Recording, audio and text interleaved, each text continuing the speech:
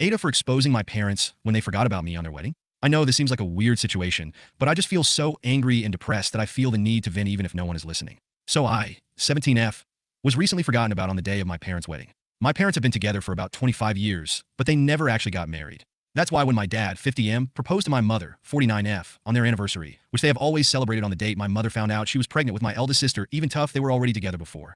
Everyone, including me, was elated and celebrated the occasion with great joy. This happened all the way back in February. They immediately jumped into wedding planning, deciding very early on a small event in Hawaii with just the closest family and friends for an intimate ceremony. Almost immediately, my mother asked my sister, 25F, to be her maid of honor, and my dad asked my brother, 22M, to be his groomsman. I wasn't surprised or offended by this. My sister had always been a mommy's girl, and they both enjoyed spending time with each other shopping and socializing, so they had a very close bond, and the same goes for my father and brother. They always played football together and messed around with cars.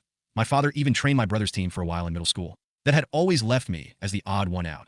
I tried to insert myself on my family's hobbies and groups that they had within our home, but was always rebuffed. Maybe they could sense that my interest on their activities wasn't all that genuine, or maybe they just didn't care. Either way, I was used to being the last and least important member of my family. Mom had sis and dad had bro. My parents had each other, and my two siblings were closer to each other than they ever were to me, leaving me very lonely and isolated in my own home. During the preparation for the wedding, initially it was suggested that I be the flower girl, but my sister thought that role would be more appropriate for her daughter, 3F, so that idea was quickly tossed away. Later on, my maternal grandmother suggested that I might read a poem or do a little bit of a speech during the ceremony, but both my parents refused because they wanted the wedding to be low-key, and they didn't think a cheesy and sappy speech would fit their vision, their literal words. I was still okay with all of this, even though it hurt to know I would be the only member of the family to not actually be part of the wedding party or have any role at all on the day. As the day approached, my parents and siblings got more and more caught up on all the wedding planning. I noticed my mom didn't invite me dress shopping, and that whenever they would have discussions about the venue or the event, I was left out, so I decided to see if they would realize that I wasn't being involved at all and kept quiet, waiting for them to ask me something, anything about the wedding, but that never happened. The wedding was set for 3 weeks ago, the end of August. The day before the departure, my mother casually asked if I had my luggage ready, because we couldn't be late to the airport. I bluntly told her that I hadn't prepared anything. She got confused for a second, and then snapped at me for not being prepared. I then asked her if I even had a ticket, and her face went pale. Yep, they hadn't even bought me a ticket, and I'm not even sure if I had a room or any accommodations once there. Even though I was the only person in my family without stable income, I work as a part-time babysitter. My parents had bought first-class tickets for my siblings and a couple other friends that were attending the wedding but had forgotten me. My mom told me not to make a big deal out of it, and that they can just find me a low-cost ticket last minute from a cheap airline. But I just replied by asking her, then what? Do I even have a dress for the ceremony? She went with sis to buy hers and all the other female guests months ago, but I wasn't included. That's when my father came in and just told me to suck it up and that I've never been a girly girl, so I could just wear whatever. I got mad at this because even though I'm not the most feminine girl on the planet, I would have loved to be included in such an important part of my parents' wedding, and it was about the fact that I was excluded for literally everything that had been going on for months. We all got into a fight with them, calling me entitled and accusing me of making myself small intentionally, so they would forget me, like that is a valid excuse for ignoring a child. They ended up telling me that if I was going to keep this attitude, I might as well skip the whole thing altogether, to which I responded with a defiant fine and went to my room. Next morning, they all left for Hawaii without me. The ceremony was really small, but they all posted loads of pictures on Insta and Facebook about how perfect and magical that whole week was being. People realized quickly that I wasn't in any of the photos and asked my parents why, to which they replied that unfortunately I had caught COVID before the trip and had to stay behind. My blood boiled at this. I don't know why this was the straw that broke the camel back for me, but it was. I decided to take a COVID test and published a picture of myself holding the negative test and captioned it, "Not sick at all, just forgotten." I tagged everyone that had questioned my absence from the trip and the wedding in the picture, and, for good measure, also every person invited to it. I also wrote in the comments about how my parents had literally forgotten about anything to do with me until the day before parting and how they actually uninvited me. Most people were on my side, and others couldn't believe it and thought there must be something more to the story than what I was saying, but one thing is for certain, I completely ruined my parents' wedding, and their day was overshadowed by my confession. At first, I felt quite satisfied with myself for standing up on my own, but after a barrage of messages from my family calling me every name in the book, and later, when they came back, them furiously attacking me for my immature actions and my spoiled behavior, my pride deflated quickly, and I began to feel awful. I hate my family, and I hate being in this house, but I'm a minor and can't leave just yet. I do feel like I could have handled the situation better, though, and now I feel so depressed that I'm second-guessing everything I did from not speaking up before to the way I exposed them. I also feel guilty for the lack of connection between all of my family and me, and maybe I could have done more. So, AITAH for ruining my parents' wedding when they forgot about me? TLDR. My parents were married a couple of weeks ago in Hawaii, and they invited my siblings and a few friends, but forgot to include me in any part of the planning, the ceremony, or the trip, so I exposed them on social media, and now they are furious. Update 1. First of all, let me start by thanking all that commented on my post and shared their own experiences or points of view on my situation. Thank you so much. A few days ago, I could barely find the energy to get out of bed, and my family's comments had made me really believe that I was guilty for all that had passed. But after seeing the responses to my post and all the support you guys were giving me, I felt somewhat reaffirmed in my actions and feelings towards my family. I'm still fighting the feelings of guilt and depression, but whenever I start a spiral, I think on how much this community of strangers has had my back, and I try to calm myself down with your words. Thanks to your input and advice, I finally decided to call my grandma and tell her the full story. Just to clarify a point before going on, I said this in the comments, but I feel like I should put it here also. My grandma, 77F, did not attend the wedding. She lives several states away and has mobility issues, so she doesn't travel anymore. We went to visit her around Easter, and that's when she commented that I might read a poem at the ceremony, but that was the last time I saw her in person before all this. She's always been very loving to me and has called out my parents in the past for their favoritism, but it's hard for her to play a more active role in my upbringing since she lives so far. And I'm always worried about bothering her due to her age and health condition. She had a minor stroke a few years back and is now back to normal, but I still worry. Anyway, I called her and laid out everything that had happened with the wedding and how my parents didn't even buy me a ticket to go with them. She came to the same conclusion that most commenters did when I told her that it was simply impossible that they had forgotten and that they did it on purpose. I cried on the phone with her, laying out how I was feeling, how this has been going on forever, how I feel in the aftermath, and most importantly about my need to get out. She was extremely sweet and comforting to me and told me that I had nothing else to worry about because she had my back 100% and told me to take it easy, but make plans for my future and that she'd help me. After that conversation, which lasted about 2 hours, I felt better and I decided to listen to her and start moving to figure something out for the next school year. I have a friend who is going to lease a studio next to our future campus. She has a great relationship with her parents, but she has 5 younger siblings and wants to be more independent, so that's why she decided to move out.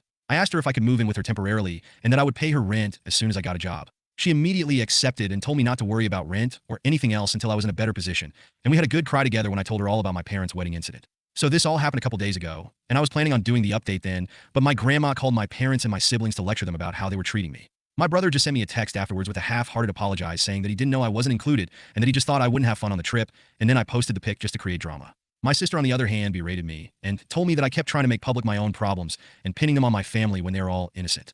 It has been weird with my parents ever since they came back from the trip, and at first they berated me and were furious with me, and after that we've just been ignoring each other. After my grandma called them, they came into my room telling me that if I wanted to put this whole issue to rest, I should shut up about it, and that this could all had already blown over if only I kept my mouth shut. I just asked them to leave my room, and then I called my grandma again to tell her what had gone down. She then told me that she and my uncle had bought plane tickets to come down to see me.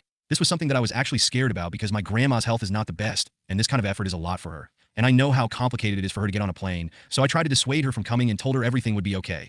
But she wouldn't listen and told me that she was long overdue a conversation with my parents and that she wanted to see me. I'm stressed for her, and I feel again like I forced her to take a long, uncomfortable trip because of me, and that maybe I should have dealt with this myself. I do want to see her, and I wish for nothing more than to hug her right now, but I'm worried about her. At least my uncle, mom's older brother, is coming with her, but I hope she doesn't exhaust herself or nothing happens to her, because that would break me. They arrive tomorrow and have not informed my parents of their trip. My grandma asked me to keep it until she gets here. I hope she is able to make my parents see the mistake in their actions, or, at the very least, help me break the news to them that I'm moving out very soon, and I plan on being no contact with them. I don't know, I'm worried about her having to do so much for me and bothering her, but I also appreciate and love her so much for doing all this for me. Update 2. I'm just going to continue where I left off. So my grandma called me to tell me she was coming here to see me and help me out. I was very stressed about it because my grandma has a very hard time traveling, so for her to take this trip meant that she would be under enormous stress, and I felt responsible for her since I was the one that called her. She arrived early Monday morning with my uncle, and I went to get her at the airport. NGL, it was a very intense and emotional moment, and as soon as I saw her, I ran to her arms and broke down sobbing. I don't even know if I was able to tell her anything at that moment because of how hard I was crying, and I had so many things to say. Thank you for coming, for being so good to me, for having my back. I'm sorry to have made you take this trip. I feel awful at home. I don't know if my parents love me, but I know you do. Am I a fair child? I truly was hit with all of this, plus the guilt and the anxiety all at once when I saw her, but she held me tight in her arms, telling me everything was going to be okay. My uncle hugged us as well. I don't know how long we stayed like this, but it must have been a while until my uncle told me we should get going. We grabbed a cab and went to their hotel. My grandma had teary eyes, and I could feel her breathing heavily, which scared me, but she kept hugging me and smiling all the way. She had reserved a double room, so I could stay with her for these days, and once they were settled in and I was more calm, we sat down and I poured everything out for them.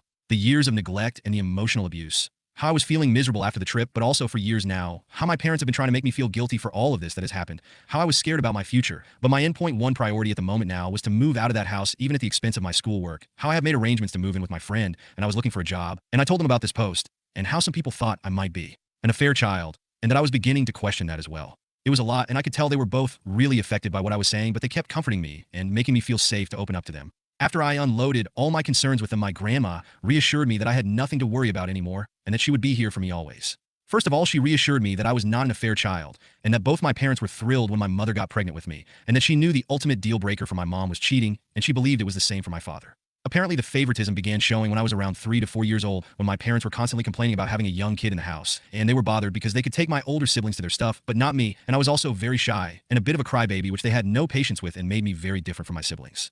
She told me that she knew that my parents had saved more than enough for my college. They're really well off, so that had never been a concern for me until now, thinking they might pull the funds away from me for my education. But that if they tried to not pay for my schooling, she would take care of it, and that she just wouldn't let me drop out because of money concerns. She also told me she would help me with rent and an allowance to move out. She was very generous, and I thanked her for it all, but I also told her that this experience had been eye-opening in the sense that I never realized how privileged I had been economically all my life. For all their faults, my parents have pampered me. Money-wise, all my life. I went to private school. I have a rather large monthly allowance. I've had a card for years now, and they have never objected to any of my expenses. Seeing the stories here, I realized how good I've had it so far, and how being dependable on them all my life made me so exposed to losing everything, and I want to be independent now, not just from my parents, but from everyone. I feel like I need to learn to stand up on my own. Writing this and having just read all the stories of people in truly awful situations makes me feel like I've been a spoiled brat all my life, TBH. She insisted on me accepting my help until I don't need it anymore, and I accepted that, but I'll still look for a job and try to make it out on my own. We relaxed for a while in the hotel because we were all exhausted from the morning, but in the afternoon we grabbed a cab and went to my house. My parents were extremely surprised to see my grandma and uncle with me when I entered the door, but before they could say anything, my grandma told me to go pack all my essentials while they talked to them. I rushed upstairs, and I could hear my grandma and uncle berating my parents for all that they had put me through. At first, I also heard my parents trying to defend themselves, but eventually they quieted down. When I came downstairs with 2 suitcases and my backpack full to the brim with everything important that I had in my room, they were all in the living room. My father was beet red, and my mother was sobbing like a child. And when she saw me, she extended her arms on my direction, saying she was sorry, but I just said save it with the coldest tone I could muster, and my dad said that I didn't have to be jerk, to which both my uncle and grandma told him to shut up.